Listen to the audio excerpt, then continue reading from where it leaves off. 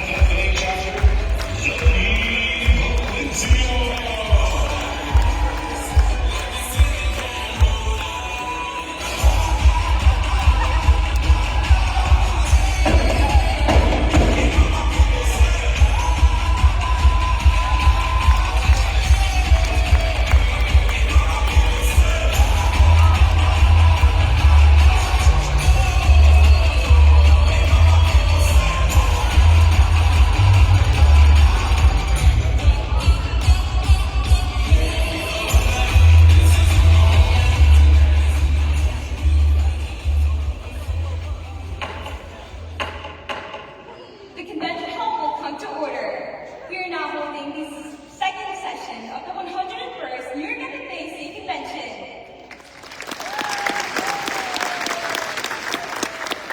Vice President Flagberry, our roll officers at their stations. I shall call the roll of officers, determine if they are at their stations, and report back to you, President Valencia. The Sentinel. Stationed by the door. Your duties they are. Through this door pass many friends of the FFA. It is my duty to see that the door is open to our friends at all times and that they are welcome. I care for the meeting room and paraphernalia. I strive to keep the room comfortable and assist the president in maintaining order. The reporter. The reporter is stationed by the flag. USA! USA! Why by the flag? As the flag covers the United States of America, so I strive to inform the people in order that every man, woman, and child we know the FFA is a national organization. It reaches from the state of Alaska to the Virgin Islands, and from the state of Maine to Hawaii. The treasurer, Stationed by the Admiral of Washington, George, George, George! your duties there. I keep a record of receipts and disbursements just as Washington kept his cargo accounts, carefully and accurately. I encourage thrift among the members and try to build up our financial savings through savings and investments. George Washington was better able to serve his country because he was financially independent. The secretary, stationed by the ear of corn. Corn, corn, corn!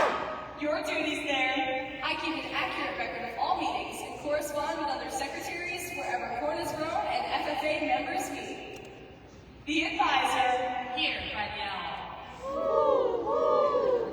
Why by the owl? The owl is a time-honored emblem of knowledge and wisdom. Being older than the rest of you, I'm asked to advise you from time to time as need arises. I hope that my advice will always be based on true knowledge and right wisdom. Vice President Gary, why do you keep a plow at your station? The plow is a symbol of labor and tillage of the soil. Without labor, neither knowledge nor wisdom can accomplish much. My duties require me to assist at all times in directing the work of our organization. I preside over meetings in absence of our president, whose place is beneath the rising sun. And why is the president so stationed? The rising sun is a token of a new era in agriculture. If we shall follow the leadership of our president, we'll be led out of the darkness of selfishness and into the glorious sunlight of brotherhood and cooperation. President Valencia, all officers are at their stations. Thank you, Vice President Gary. The Secretary will call the roll of members. There are over 2,000 members and guests present with President Valencia. FFA members, why are we here? To practice brotherhood, honor agricultural opportunities and responsibilities, and develop those qualities of leadership which an FFA member should possess. We've accomplished our purposes. I now declare this second general session of the 101st New York FFA State Convention duly open for the transaction of business or attention to any matters that should be properly presented. New York FFA, welcome to the second day of convention. Let's meet our session chairs now.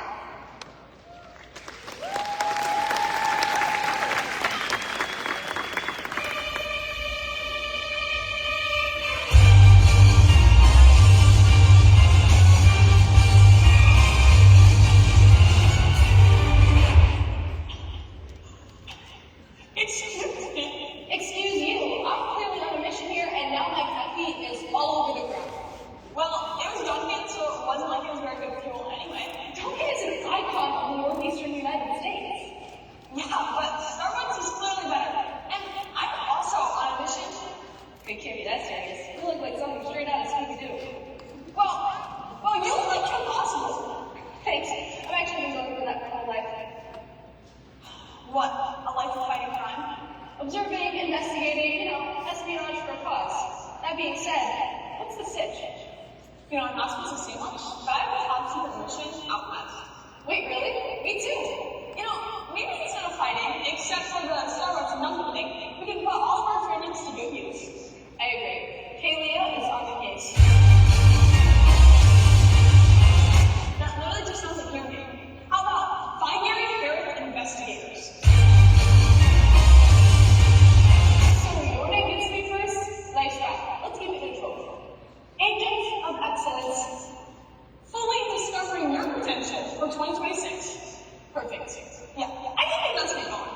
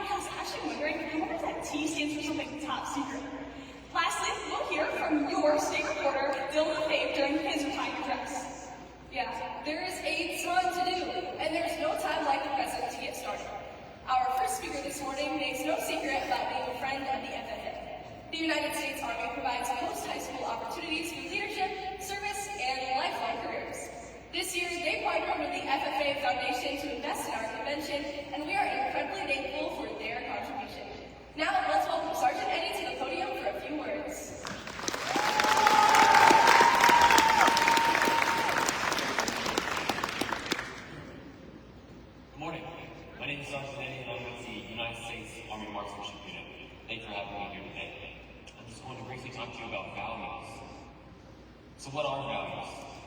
Where do they come from? What purpose do they serve? Values are a culture of agreed upon expectations and behaviors throughout a family, community, or country. Give me liberty or give me death. Famous words spoken by Patrick Henry before the American Revolution. These men value freedom above all, even life. So what do you value? Likely, you value what your family and your parents value, because that's where we start life. But as you grow and learn, you adopt values from different things, different places, people, and different experiences. Often, you can learn from organizations you join. Many organizations have values that are central to their goal, to their overall purpose. And the Army and FFA are no different.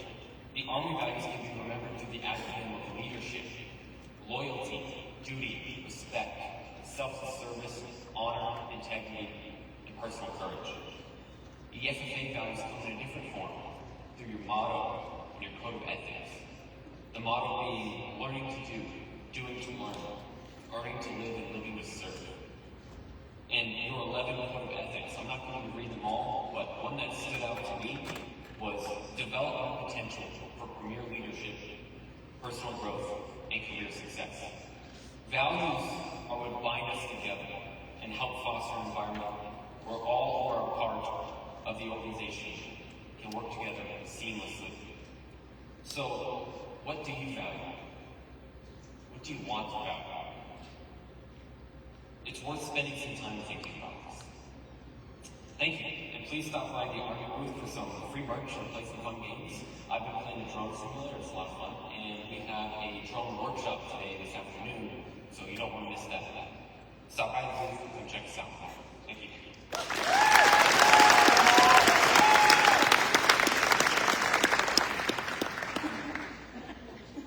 Thank you, Sergeant Eddie, and thank you for all of your contributions to New York FFA and its members. We want to give you this pin as a piece of our gratitude. Let's hear it again for Sergeant Eddie.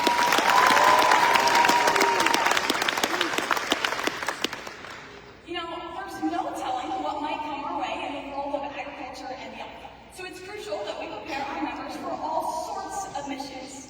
In the Agriculture Issues Leadership Development event, that's just what they do. Members explore diverse topics, different approaches, and questions and solutions to an issue of their choosing to try and better their future. And last night, we identified our state-winning agriculture issues team, and they're back with us today to share their state-winning performance. So without further ado, let's welcome Schuylerville FFA to the stage.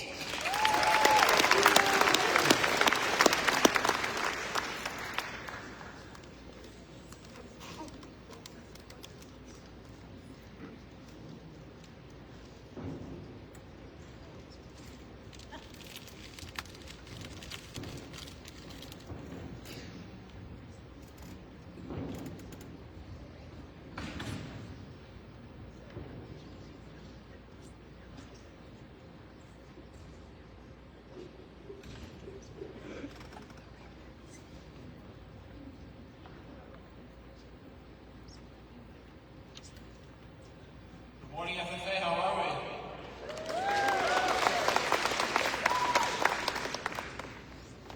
In the United States, the Jockey Club prohibits artificial insemination and other advanced reproductive breeding technologies for thoroughbreds. Instead, registration, which is required for any horse intended to be raised, mandates natural conception, a rule that has been in place for decades. This policy, however, remains the subject of ongoing debate, especially as other raising nations have faced legal challenges regarding similar bans. With the Schuylerville FFA chapter being located in the heart of Sarasota County, which is home to 650 horse farms and over 4,200 horses, and be only 10 minutes away from the oldest thoroughbred track in America, this is a widely discussed issue in our local equine and animal science communities. Join us as arguments are heard as Miss Juliet Lutzring, a startup thoroughbred breeder, has filed civil action against the Jockey Club, noting violation of the Federal Trade Commission Act due to its ban on reproductive technologies. Ms. Lutzring is requesting the Jockey Club overturn its breeding policy, allowing the use of reproductive technologies and opening registration to all purebred thoroughbreds.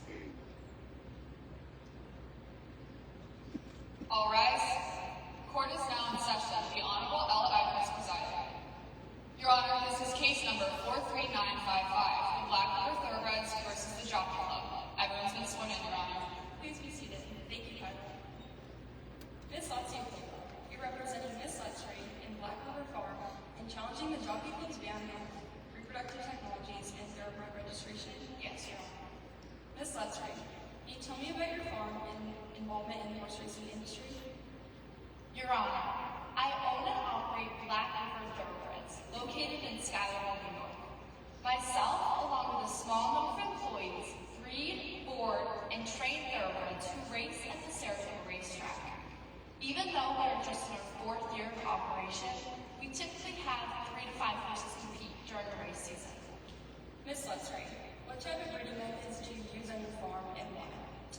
Like all thoroughbred breeders intending to race their horses at tracks such as Saratoga, Belmont Park, Keeneland, or Churchill Downs, I'm limited to only using live cover or natural mating for all breeding on my farm. This means that each mare must be physically covered by a stallion to produce a foal eligible for registration and ultimately racing. It is the only method allowed by the Jockey Club's rules. Even though technologies like artificial insemination, embryo transfer, and IVF are widely used in other parts of the equine industry, we cannot use them for thoroughbreds intended for the racetrack. Ms. Saltsiakova, you brought Dr. Bella Bitter as an expert witness to better divulge into the various reproductive technologies and their scientific benefit. Yes, Your Honor. Dr. Bitter holds a doctorate in veterinary medicine from Cornell University, where she extensively studied breeding technologies and their applications in equine reproduction. At this time, Dr. Bella Bitter is called to the stand. Thank you, Dr. Bitter, for joining us today. Can you start by explaining what breeding technologies are and how they are different from live cover? As Ms. Lutzray stated, live cover refers to when a mare is physically mate with a stallion in order to produce a foal. Artificial insemination, or AI, has been used in horses for over 70 years. It involves collecting semen from a stallion and manually inseminating a mare, which allows breeders to cover multiple mares by the same side safely without the physical risks that come with live cover.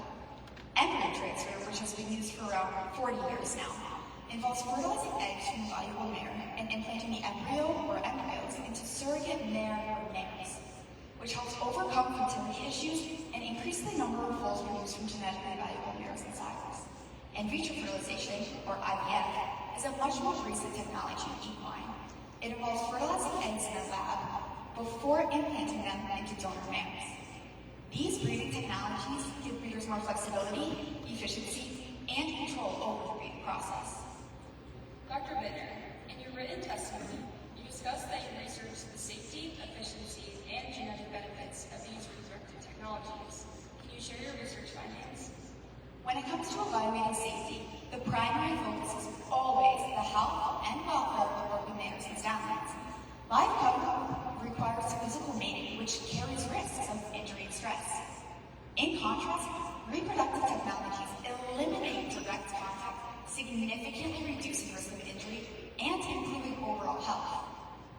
Efficiency refers to reducing more foals, maximizing the use of top genetics, and improving desirable traits with minimal wasted time and resources.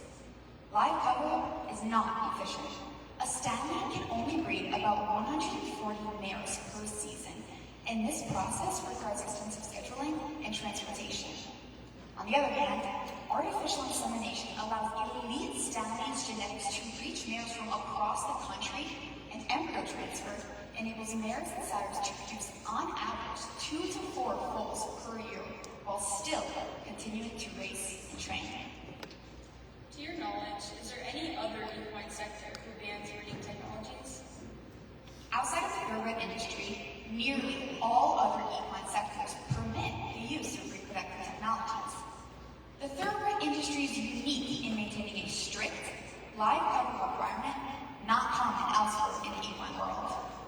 In my opinion, allowing the use of reproductive technologies can be advantageous for the thoroughbred industry. They achieve many of the same goals as live cover, but in ways that are safer, more efficient, more strategic, and often more cost-effective, while still preserving the quality and competitiveness of the breed. Thank you, Dr. Bitter. You may step down. Ms. Saltsiakova and Ms. Lutzray, in your briefing, you state that the Jockey Club's ban on reproductive technologies creates an unlawful restraint of trade and an anti-competitive practice that restricts market access and innovation. Can you expand on this? At its core, the Jockey Club controls access to the U.S. thoroughbred racing market because a horse must be registered through their organization in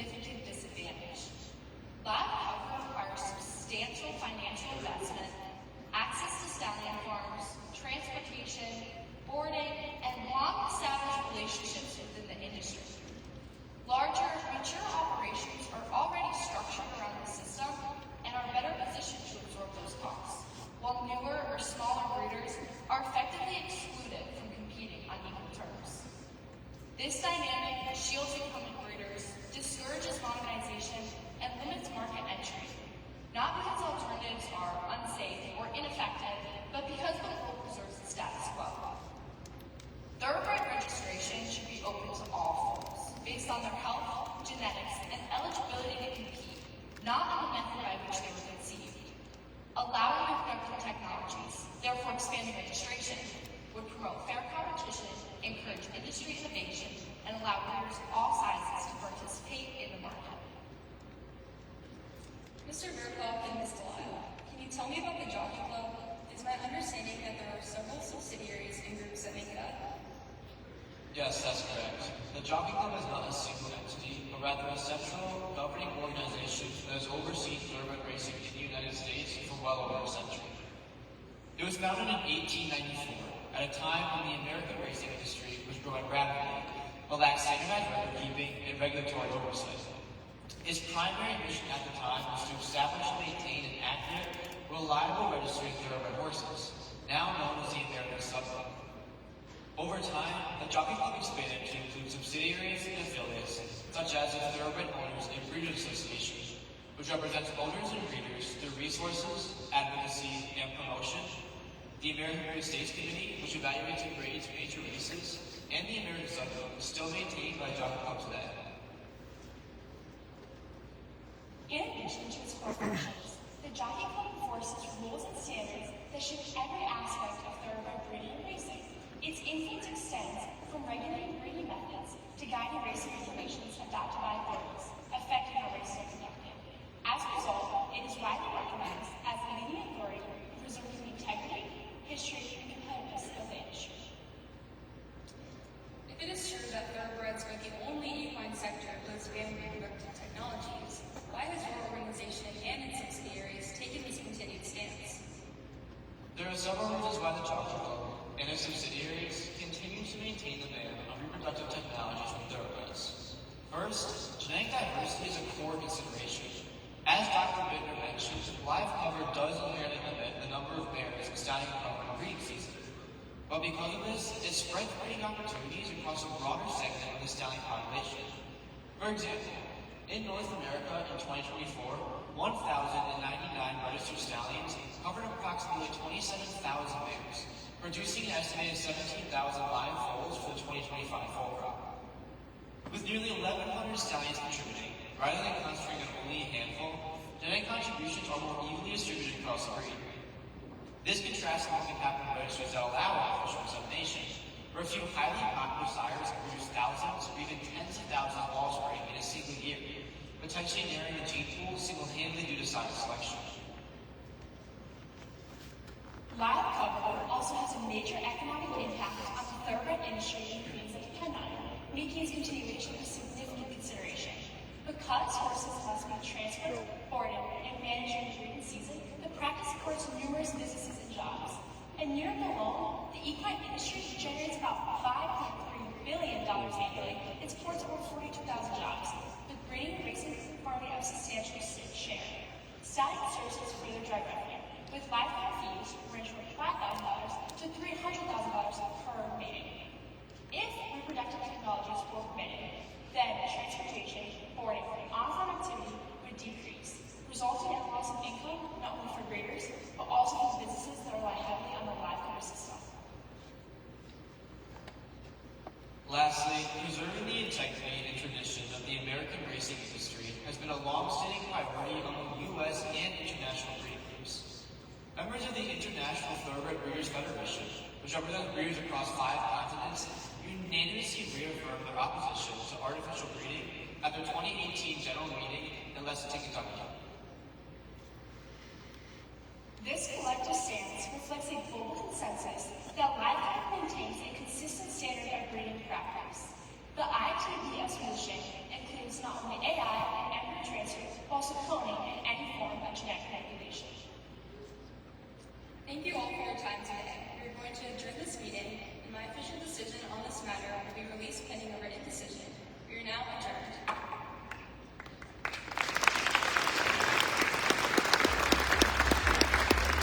It is clear that the use of reproductive technologies remains one of the most controversial policies within the horse racing industry, not only here in New York, but also internationally.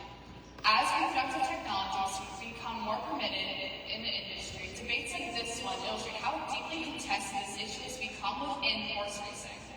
Those in favor of utilizing reproductive technologies will highlight how these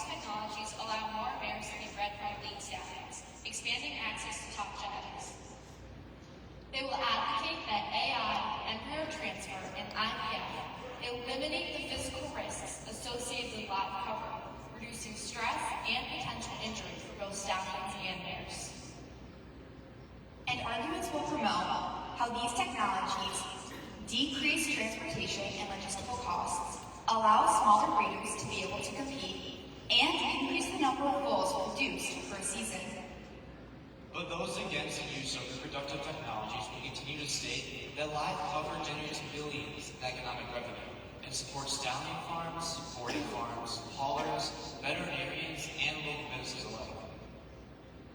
On top of this, AI and other technologies could concentrate breeding around a few popular stallions, reducing genetic diversity and increasing the risk of inbreeding. Lastly, it could conflict with long-standing international rules and traditions, potentially complicating global thoroughbred registrations and racing standards. So now, only time will tell. Would reproductive technologies help grow the thoroughbred breed or break the breeder's golden breed? Thank you.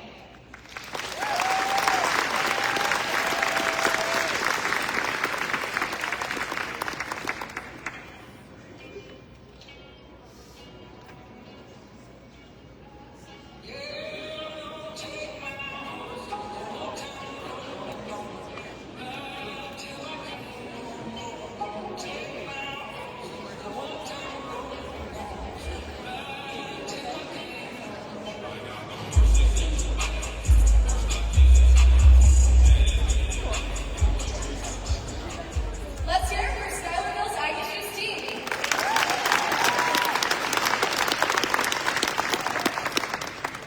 When students like our Ag Issues competitors examine solutions to complex problems, they help add pieces to the puzzle of global agriculture. But they aren't the only ones.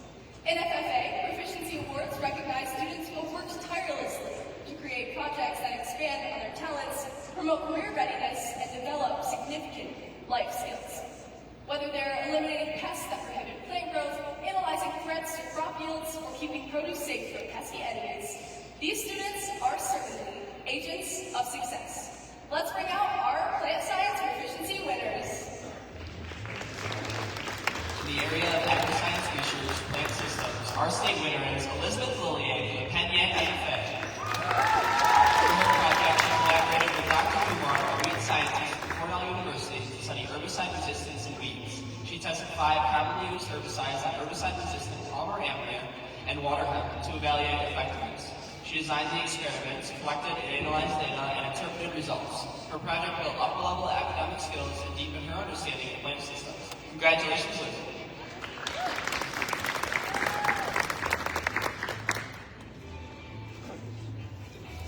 Diversified agricultural production is the award area for students who work in animal and plant production. In our state, 5 months up. Hannah Stein, Alexandria Bay. Trace Finn, Helen Patton. Zane DeBell, Unadilla Valley. And our state winner is Unadilla Valley, Zane DeBell. Zane's project combines work on his beef cattle operation and the production of hay and forage to support that operation. He amplifies his work in animal systems with his work in plant systems. In this role, he plants forage varieties, prepares fields, plants, fertilizes, manages weeds, harvests hay, and maintains strong records to help with future decision-making. His reduced reliance on purchased feed and improved sustainability and profitability of the operation. Congratulations, Zane.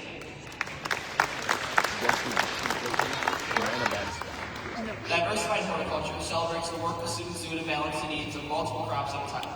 Katie Dowell from the Tri-Valley FFA chapter is our state winner. Katie grows vegetables, fruits, and flowers in the Tri-Valley greenhouses, orchard, and community garden. She works in 2 greenhouses, a 39 raised bed community garden, and a 40-tree orchard. No matter where she's working, she is producing food or flowers for her local community. She also works in landscaping for seasonal religious communities, expanding her plant systems experiences. Incredible work, Katie. Grain production projects challenges students to produce and market grains such as corn, barley, millet, oats, wheat, and more. And our state winner is Andrew Hughes from Cokesville, Richardville. He plants 30 to 40 acres of corn that he can grind into feed for his livestock. He's looking to add soybean production to his farm to help meet more of the needs of the cows and pigs they raise. Andrew is responsible for plowing, tilling, planting, and fertilizing, and then managing his fields with maximum yield. Andrew's work has had an impact on overall profitability of his farm in a season of significant challenges, and he would like to eventually own and run his own farm. Congratulations, Andrew. Nursery operations find students raising ornamental plants, starter plants, and trees for transplant or propagation.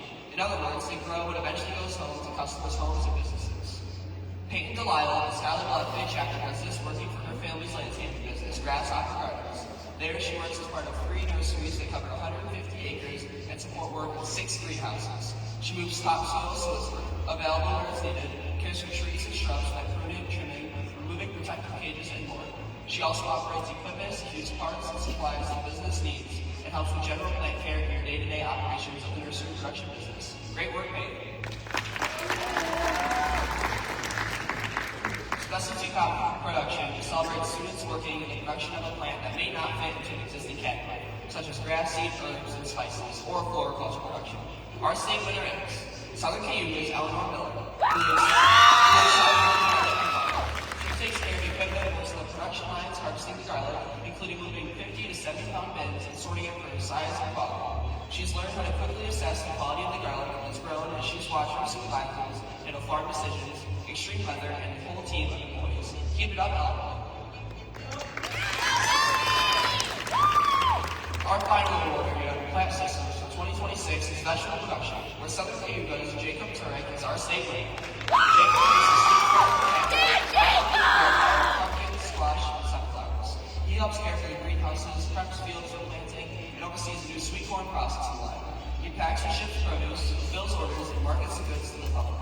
He's worked to build connections with lawmakers and agricultural advocates to help make sure the farm continues to have support to allow him to continue to grow in his role in the world.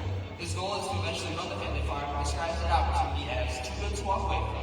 What an incredible example of the next generation of New York guy. Congratulations, Jacob, and each farm worker for FFA members.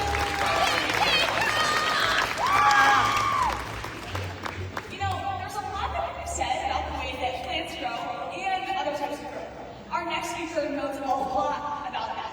T. Wayne Williams is allegedly from Tennessee, but is spending this year traveling from state to state as a national FFA officer. And we are so lucky to have him here in New York with us today. And don't worry, we plan on sending him back home with some real intel. So, please help me welcome our visiting national officer, T. Wayne Williams.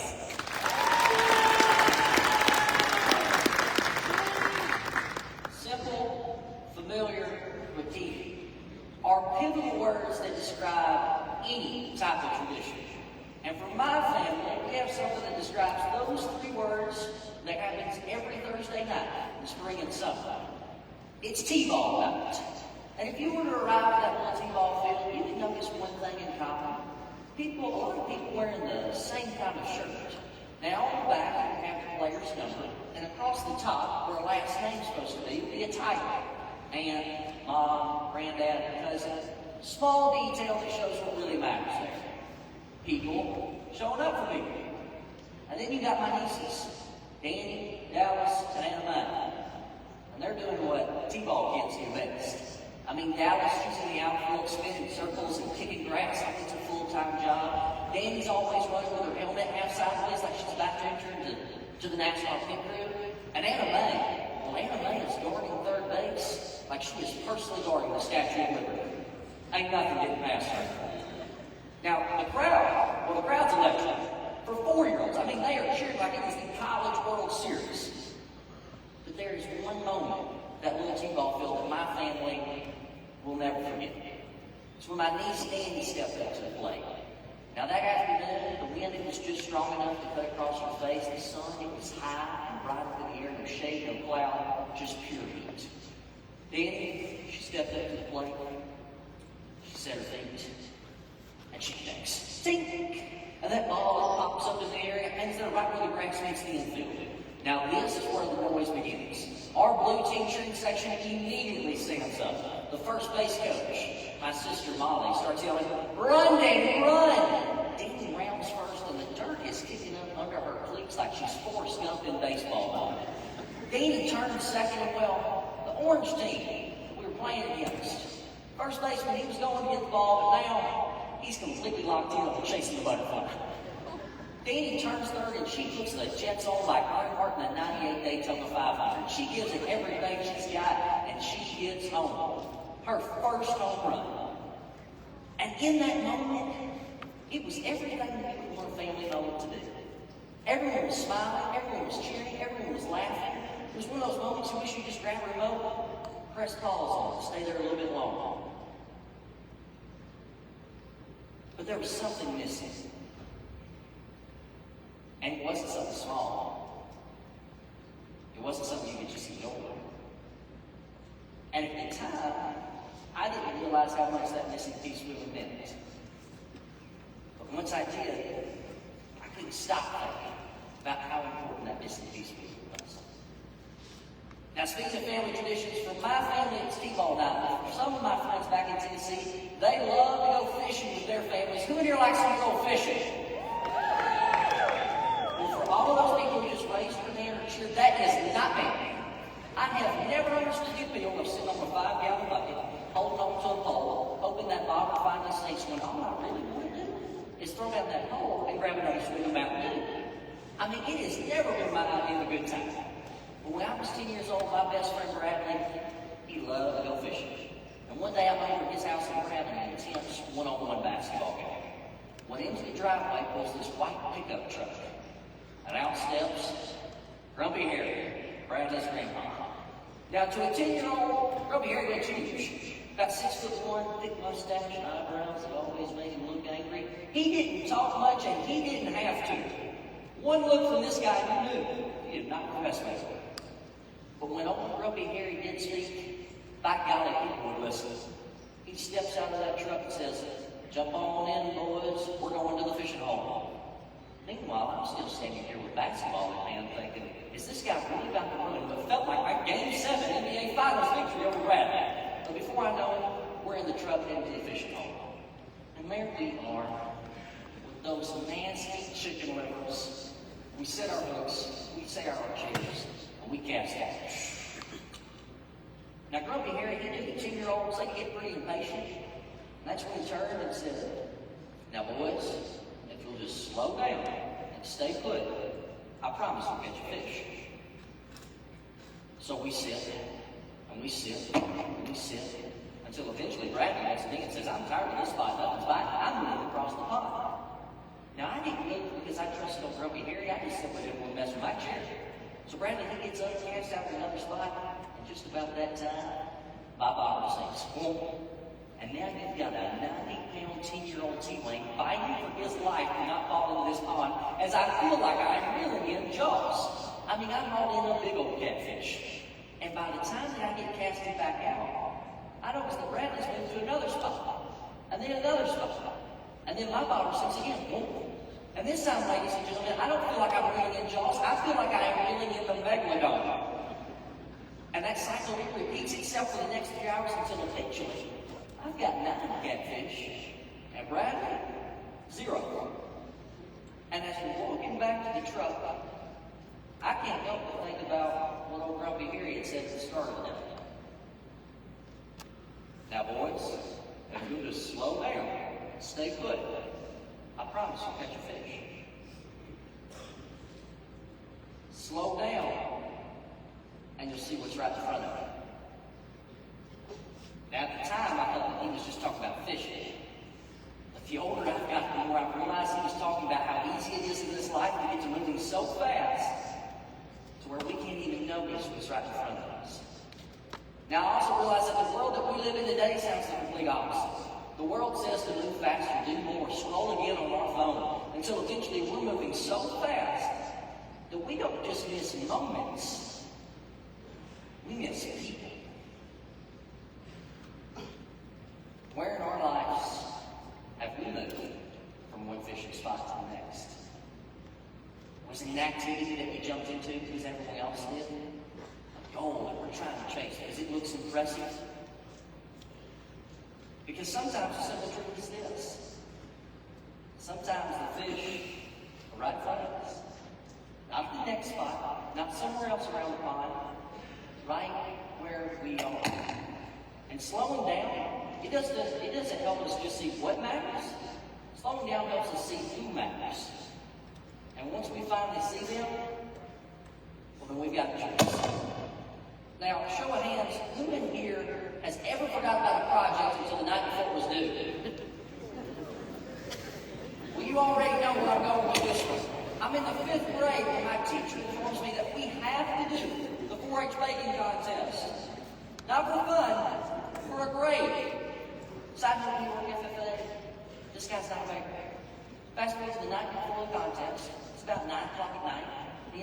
to watch the classic Andy Griffith show on TV.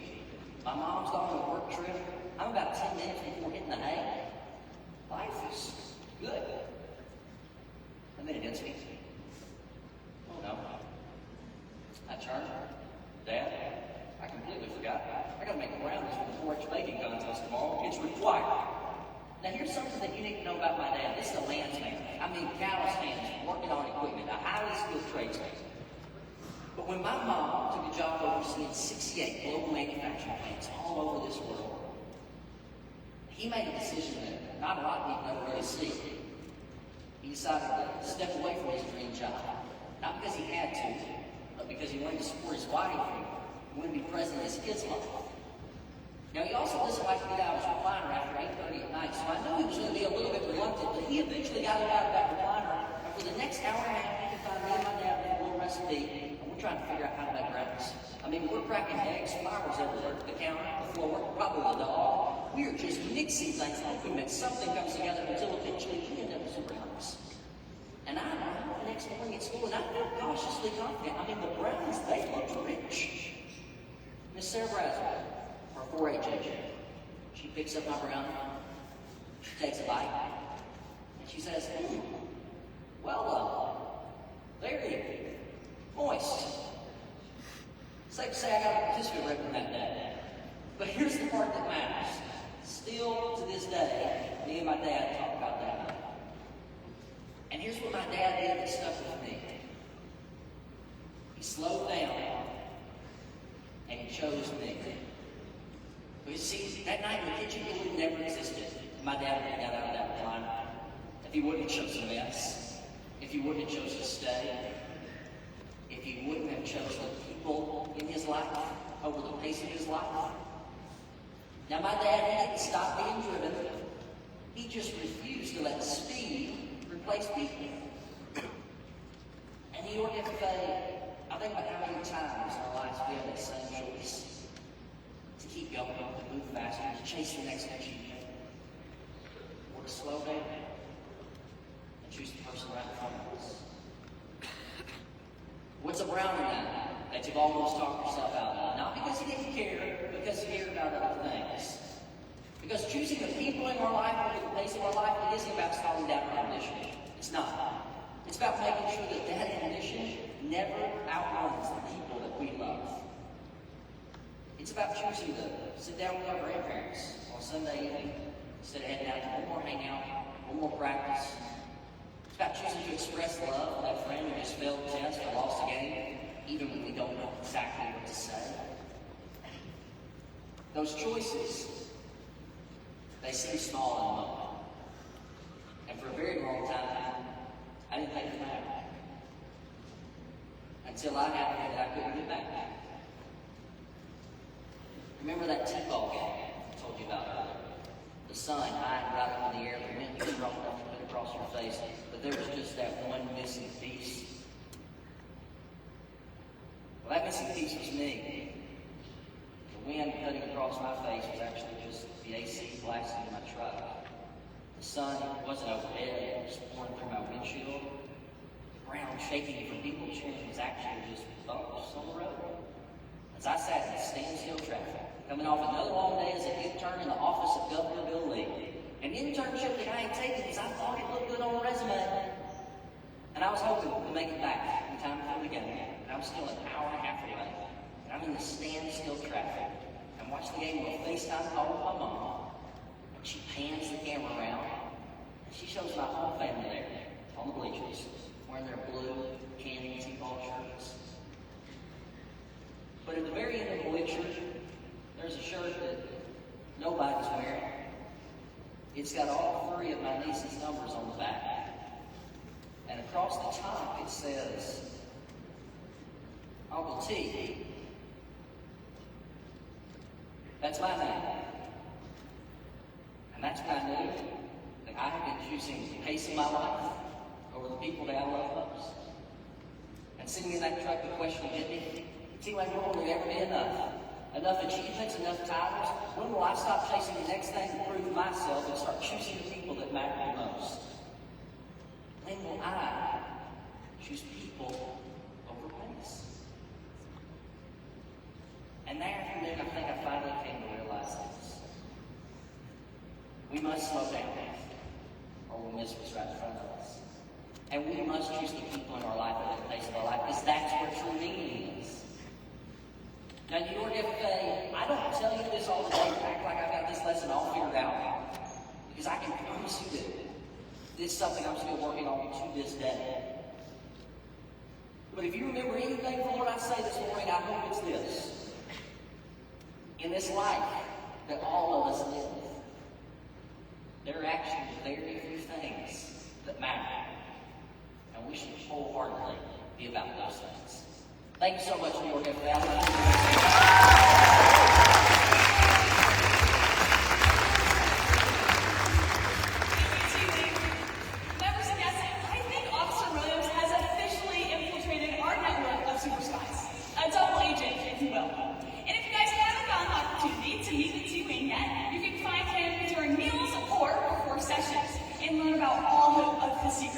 You don't even have to report back to us.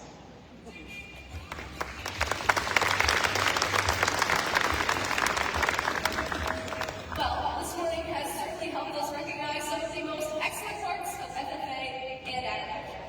Just like there's an international web of super spies, there's also an ever-growing network of FFA members and supporters. Now it's time to recognize our top chapters in membership growth as they represent what it looks like to grow our FFA way.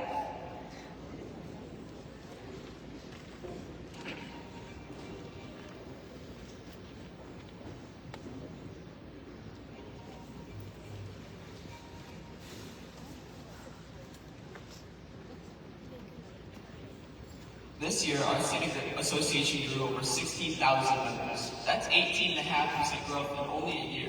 But it's only possible because of the successful growth of our local chapters. We're proud to celebrate our chapters that have greater than 100% growth in the last school year. Let's celebrate.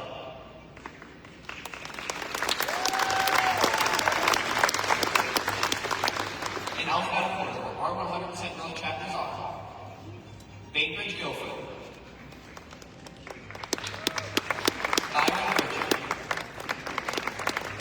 Cobblestone Richmondville, CV Tech, Fonda Fullerville, Franklinville, Madison, Midlands, Morrisville Eden, Ontech, Owen D. Young, Pine Plains, Port Byron, Rachel Carson High School,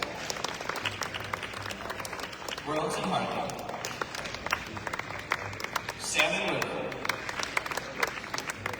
Springville, Seconic Hills, Union Springs, Warsaw, Waverly. Congratulations to each of these chapters, but we're excited to recognize our top 10 chapters for percentage membership growth in the past year. They are, in 10th place, Burlington Hartley. In 9th place, Rachel Carson High School. In 8th place, Morrisville Eden. In 7th place, Owen D. Young. In 6th place, Madison. In 5th place, Fonda Fullerville. In 4th place, CV Tech. In 3rd place, Franklinville. In 2nd place, Union Springs. And our number of percentage growth chapter this year is Salmon River. While students from Salmon River weren't able to join us in person this year, we are incredibly proud of their growth in the chapter over the last year, and we'll make sure to get this recognition to them in person. Congratulations to each of our membership growth chapters. While not all chapters could be here today, we are proud of their growth and look forward to having them join us in the future. Congratulations.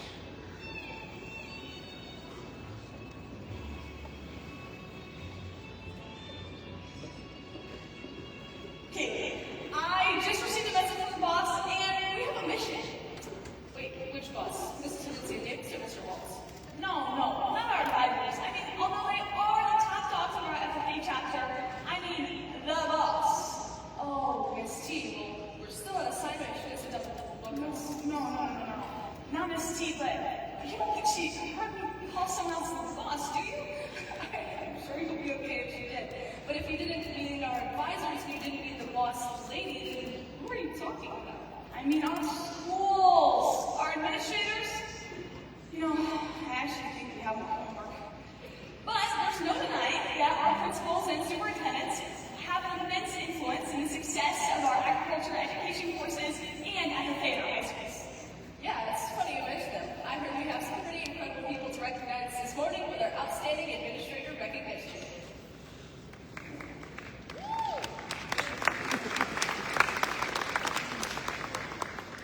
Christine Dorgan is a principal at Greenville Central School.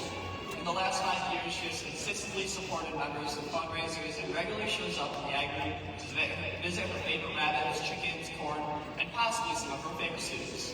She learns alongside the students, and the students love to see her in class and hear her real-life stories that connect their learning to the real world. She pushes for big ideas and has a genuine interest in supporting the Greenville chapter. Thank you, Mrs. Dorgan.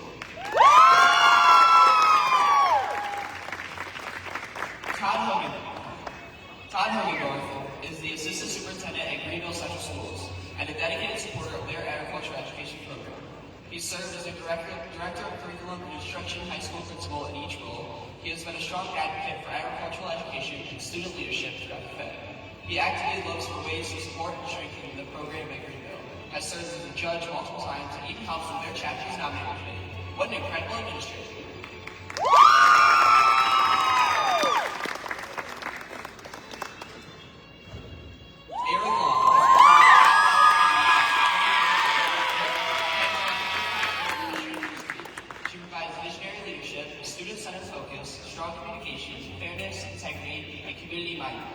She advocates to support students with opportunities, believing that students learn when they have experiences, and she has proven to be a partner in continued success and strategic improvement, helping bring back Greenhouse to a more functional condition and introduce a brand new food cart to help the school provide food and produce to community members. Ms. Long, you are an incredible role model for our members.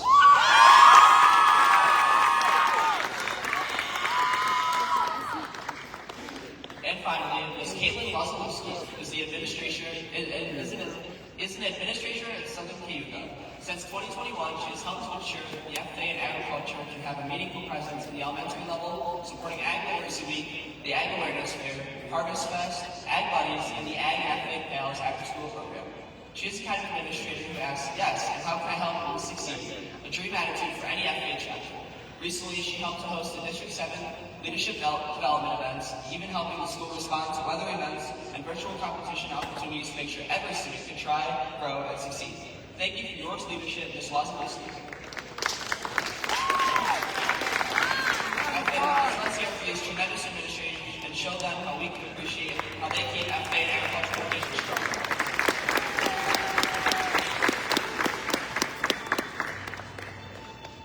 No matter how undercover you may be, you can't fake that kind of excellence. And you can't fake talent either. Let's welcome some FFA talent to the stage.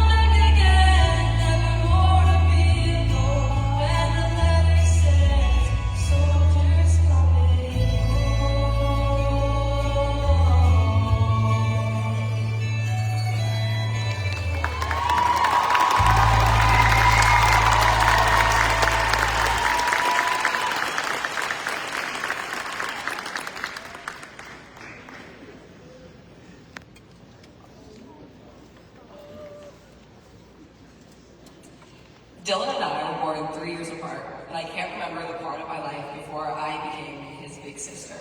Our nearly 18 years on this earth together have been filled with countless hours of running around the woods, pretending marbles were dragon eggs, and long phone calls after I moved away for school. We've had our moments, just ask for Mom. But our bond has always been unbreakable. Seeing him grow from a shy little guy to the bubbly state officer you all know and love has been the proudest adventure of my life. Even though life and distance meant I wasn't there for many moments of his childhood, one thing that never changed was Dylan's heart. As his aunt, I've always known him to be one of the sweetest and most compassionate people. The kind of person who lights up when family calls and who truly listens when you speak. Watching my nephew grow into the thoughtful and confident young man you see today has been such a joy. I couldn't be prouder of him and all that he's accomplished. Your state reporter and my baby brother, Dylan LePage.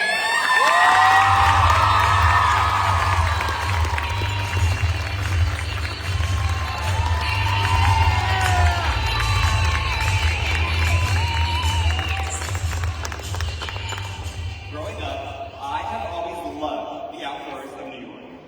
Up north, we have the Adirondacks, towering mountains and looming forests. And the opposite direction is New York City, a concrete jungle that holds its own unique and special beauty, and one I had the opportunity to experience for the first time this year. Going west, right here, we have none other than Niagara Falls, which is considered one of the wonders of the world.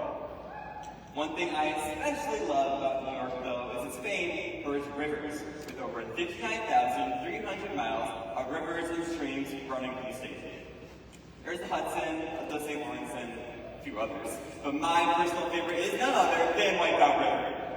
Okay, let me back up a little bit. It's not actually called Wipeout River. That's just a nickname my sister and I gave after hearing and experiencing.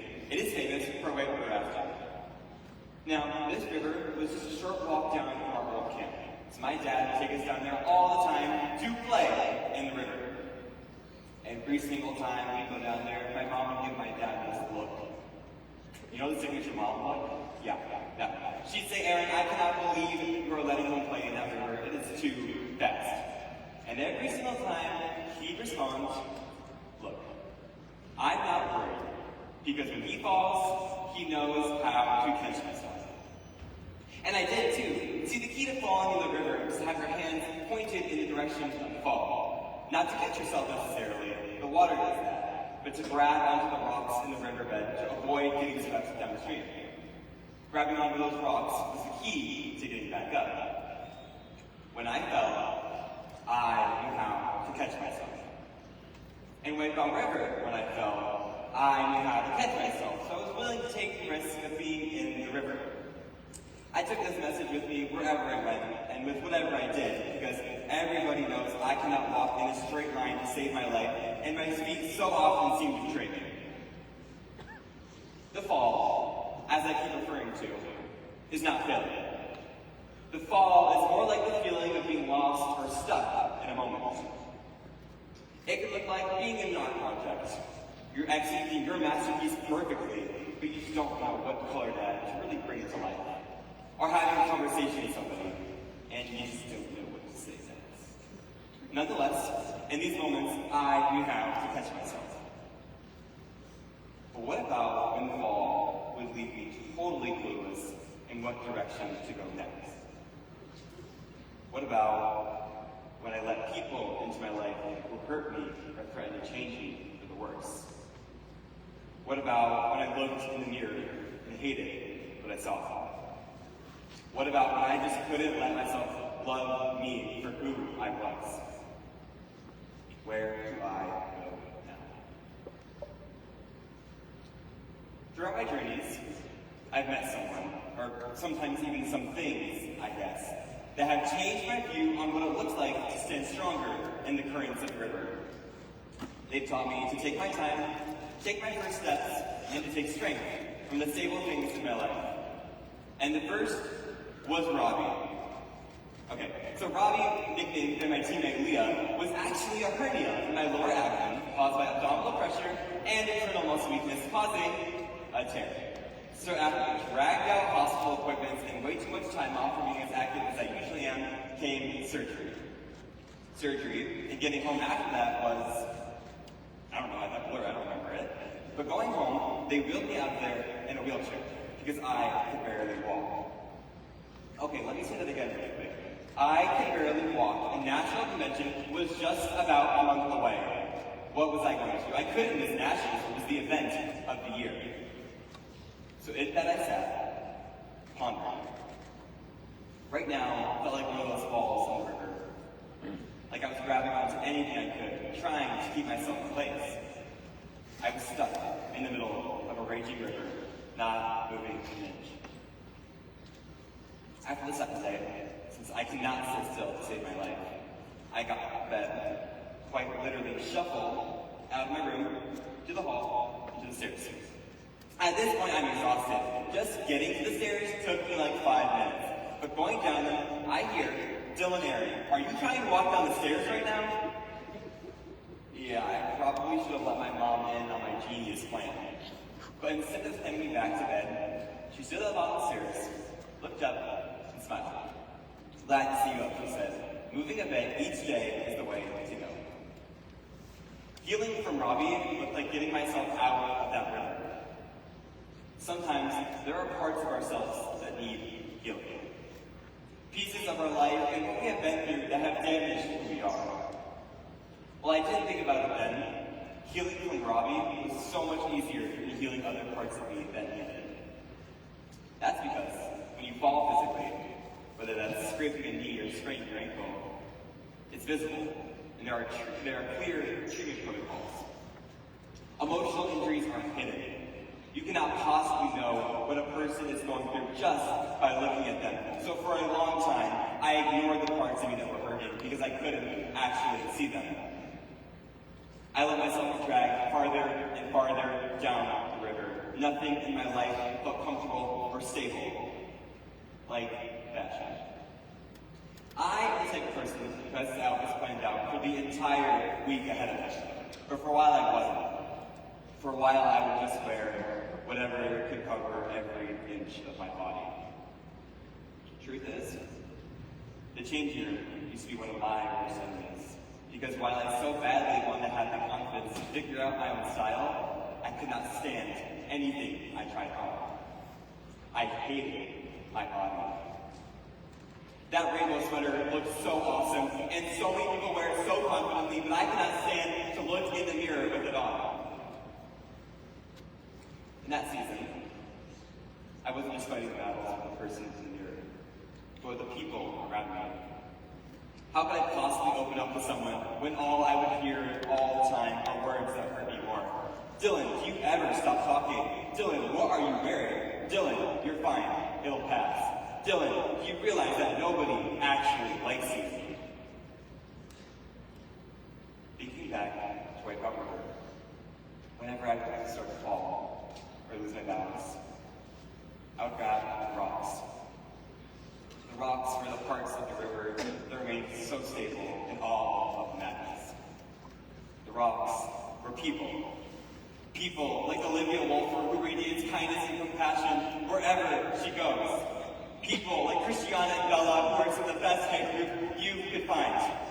And people like the Tri-Valley FFA chapter, a chapter I have had the privilege to grow up with, and one I have laughed, cried, and had some of the best experiences with. People like Kylie and Malcolm. Just like the rocks in the river, they were always there. I just had to find them, or more like they found them. Being friends with them looks pretty great, but it also sounded pretty great. It sounded like laughing loudly at our lunch table with nobody telling me I was too much. It sounded like singing our hearts out to random news TikTok edits only we understood. On shopping trips, it sounded like, Dylan, you have to buy that. You pull it off so well. It sounded like a playful current in the river, and not the kind that used to drag me under. So some days, I would dress like I'm in the 2000s because I love that style. Some days I would wear stripes because I love how they look on me. Some days I would try out fresh color combos because I love my new look. But most importantly, I wore me. The friendship I had with Kylie Mallory made me realize that when I looked in the mirror and I didn't like what I saw, it was the shirt and not me. It is all part of the journey. Crossing rivers with currents that feel impossible. But people are here for you. You are not alone. You are learning how to live. Not every step will be perfect, but every step is progress. Wipeout rivers of thrill I kept going back to. The water didn't scare me because I knew how to get back up. Because of Kylie and Mallory, I found pieces of myself I didn't know were washed away. And because of them, I learned how to love myself the same way all of you in here deserve to. New York FFA. You're going to see a lot of different mirrors in your lifetime. But no matter the mirror you see, always love what you see in the mirror because that is who you are.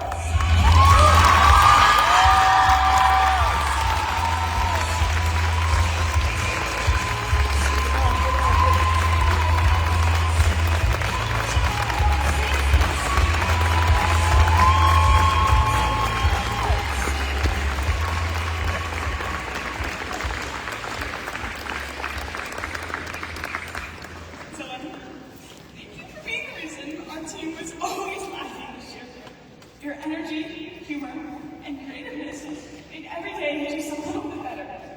Whether it was your iconic Instagram moments or Hot Topic era, you brought a kind of joy that serves others and makes others feel seen. It's true what they say, friends and family you find along the way. Love you, always, Matthew, Zoe, Kaylee, Mark, and Leah. New York FFA, please help us in celebrating our friend in your 2025-2026 State Reporter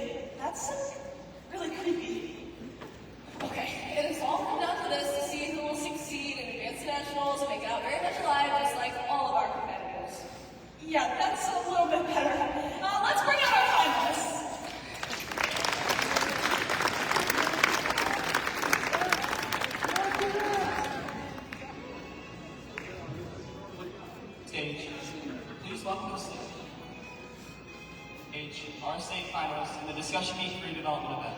Special thanks to our event coordinator, Mr. Seth Rowe. In Discussion Meet, our top individuals are: 4th place, Elizabeth Crawford, Unadilla Valley FFA.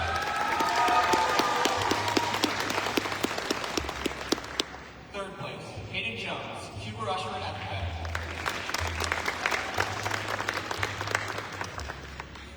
2nd place, Paul Fish, Romulus FFA.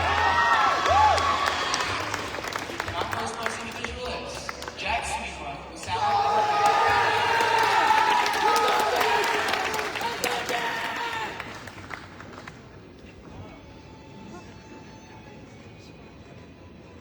Please welcome to the stage our state finalists in the Food Science and Technology Career Development event. Special thanks to our event coordinator, Mr. Jeff Mary.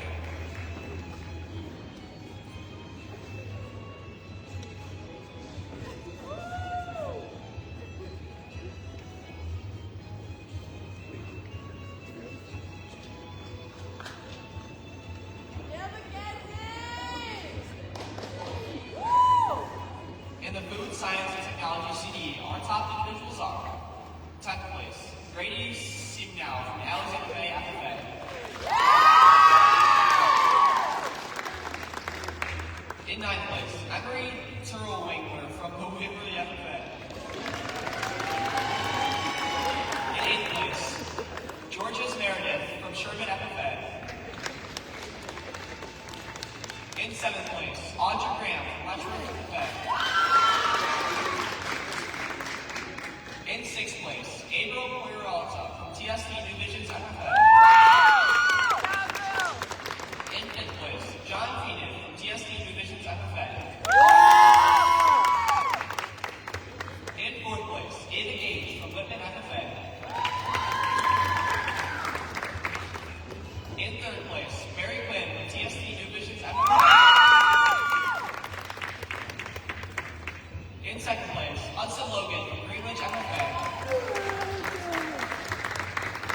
Our first place individual is Brooke Rowe from Sydney FFA.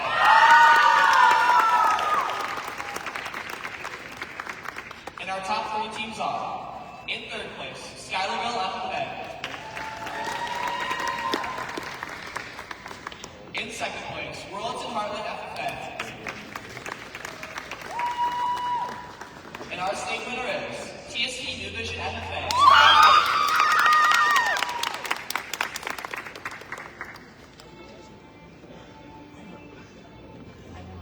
Please welcome to the stage our state finalists in the mid-production career development event. Special thanks to our event coordinators, Brandon Palmer.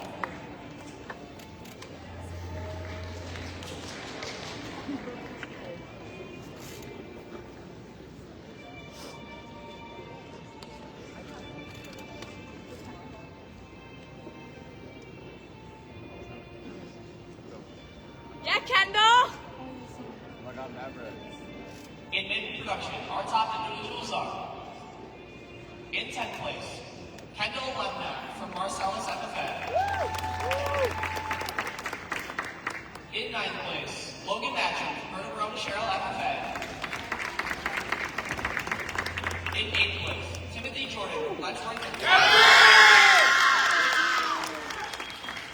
In 7th place, Miles Haynes from Mohawk Valley FFA. In 6th place, Thomas Williams from F. Donald Myers FFA. In 5th place, Isaac Jordan from DCML Moses FFA. In 4th place, Derek Grantier from Genesee Valley CSD FFA. In 3rd place, Andrew Hughes from Clovis Richardville FFA. In 2nd place, Cody Taggart from the DCMO Moses FFA. And our first place individual is David Williams from Alexander.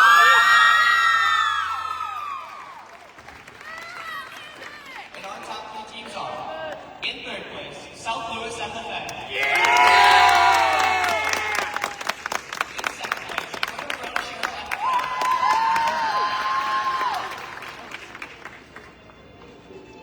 And our state winner is Morrisville Eaton FFA.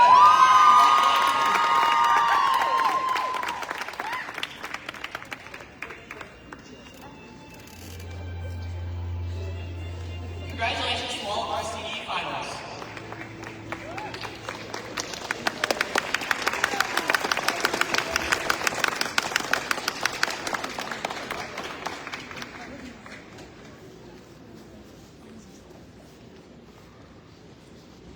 Let's hear it for all of our state champions and competitors.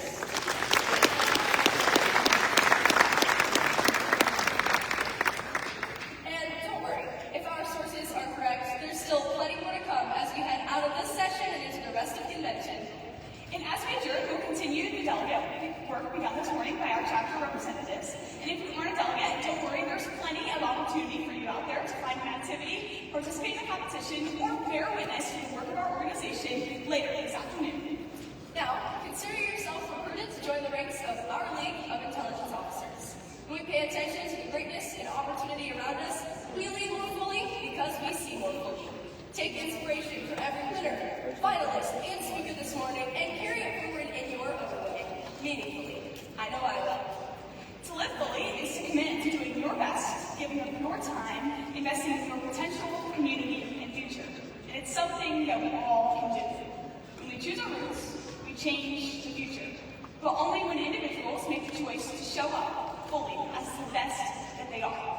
Because when you choose to leave yourself and others, you make the world just a little bit different. Because when you choose to lead fully, you are the difference.